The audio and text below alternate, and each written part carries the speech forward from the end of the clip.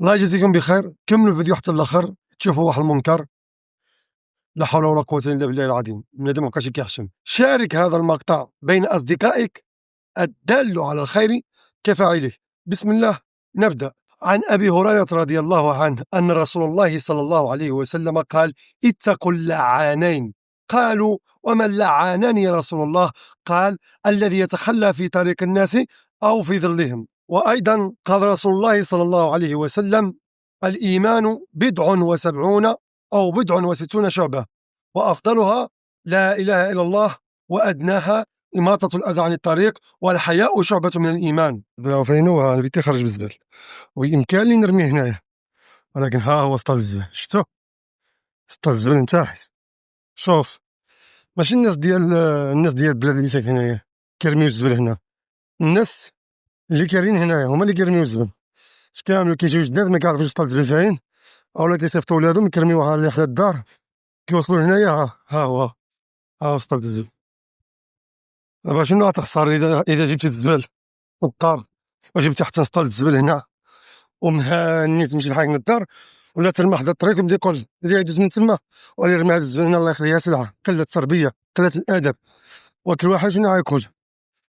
شوف اخاي، ملي كتخرج انت مع ولدك ورميتي الزبل في الطريق وشافك ولدك، حتى هو يعمل هيداك كما تدين تدان. ولكن اذا جيتي ورميتي الزبل في السطال بالزبل بحال هيدا، اولا عندك الاجر، ثاني حاجه ما رميتيش الزبل في الطريق، ثالث حاجه حتى واحد ما يدعي فيك. ما حدا الديور خلاص، ما حدا الديور كلشي زبل. دابا هادو تقفيله الطريق وصلوا يرموها ونص بالزبل، خليو السطل هنايا. ايوا لا حول ولا قوه الا بالله، لا يهدي ما خلق. شوفوا المنظر، شوف يلا شوف البنادم فين كتوصل به يرمي الزبل في الارض. شوف مع من عايشين. شوف هذه هي إماطة الأذى عن الطريق. يا قولي واش هذه هي إماطة الأذى عن الطريق؟ يلا شوف على جيران عندنا تبارك الله، شوف على أخلاق. شوفوا ها حتى السكرة كاينة. ها شوفوا هادو ساكنين هنا. شوف هذه هي إماطة الأذى عن الطريق. شوفوا لا حول ولا قوة إلا بالله العظيم. يا والله شوفوا الأخلاق، على تربية، على حسن الجوار. واحد فيديو على ديك الزبل اللي كاين هنايا في كاس الصغير في رسيوة، حرقوه السيد الله يجازيه بخير، الله يجعلها في ميزان حسناته. ولكن الغريب في الامر هو ان ديك الزبل تحرق كامل. ولكن غدا ان شاء الله شوفوا كيفاش رجعوا ديك البلاصه ديال الزبل.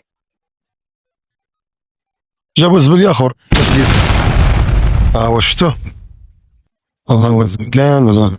شوف اخاي او اختي، ديك السيد ملي جا حرق ديك الزبل، علاش حرقوه؟ باش منبقاوش نزلو الزبل تما. ديك الحرق اللي حرق يدل على انك ما تبقاش ترمي الزبل، مشي رمي سطر في الزبل، ماشي حرقو باش تزيد تعاود ترمي ديك الزبل. هو اللي كيبغي النظافه كيبغي حتى في دارو، يعني ملي كيبغي الدار ديالو تكون نظيفه حتى في الزنقه كيبغيها تكون نظيفه. دابا انت ملي كتجي ترمي الزبل ديك الطريق والناس ساكنين هنايا، يعني الزبل كيتكون منه الريحه الخبيثه، كيتكون منه الدبان، كيتكون منه الناموس، وديك الناموس كيمشي للدار وكيعض الاطفال، وديك الريحه كيشموها الناس من السراجم، وتقدر يمرض بسبب هذيك الاطفال اللي في الدار ولا الناس الكبار اللي عندهم مناعه ضعيفه.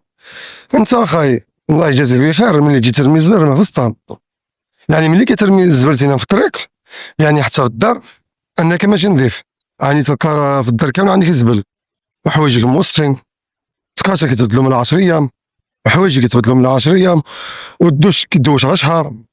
انا الله يجازيك بخير، ملي جيتي ترمي الزبل رمي بحالي. ها هو انا على هذه ضرب لي كيلومتر باش نرميها. وشكرا.